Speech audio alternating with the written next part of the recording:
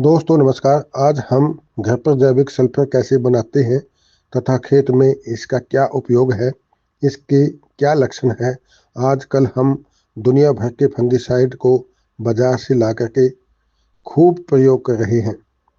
हर दुकान पर अलग अलग नाम से व मात्रा से सल्फर मिलता है और हमें कुछ भी समझ नहीं आता कि हमें कौन सा सल्फर अपनी फसल पर डालना चाहिए और कौन सा नहीं, क्योंकि बाजार वाले सल्फर की कोई गारंटी नहीं है।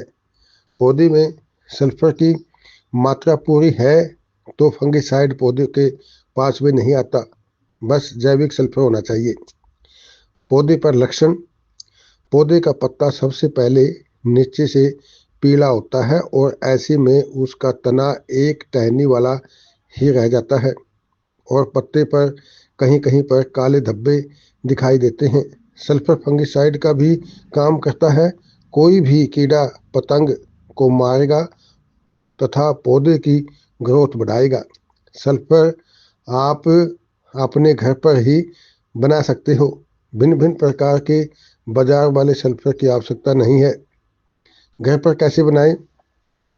100 ग्राम सल्फर यानी गंधक बाजार से खरीद के लाना है और 5 केजी गाय का गोबर में हाथ से अच्छी तरह से मसल कर मिलाने के बाद ये जो 5 केजी गोबर जिस बर्तन में आता है, ऐसा मिट्टी या प्लास्टिक का बर्तन लेना है और आटे से एयर टाइट करके किसी पॉलीथीन से बांध कर किसी छाया में 45 दिन तक रखें।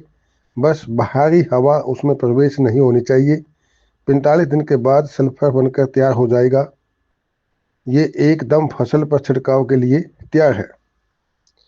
जब फसल 10 से 25 दिन की हो जाती है तब आप मटके से 1 केजी सल्फर निकालकर आप उसे 1 एकड़ में स्प्रे के द्वारा छिड़काव कर सकते हैं।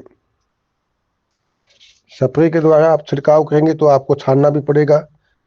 स्प्रे करने के बाद आपकी फसल का पीएच लेवल सामान्य हो जाएगा और फसल पर अद्भुत नज़ारा देखने को मिलेगा, क्योंकि वो हरी भरी दिखाई देगी सिर्फ 24 घंटे के बाद ही।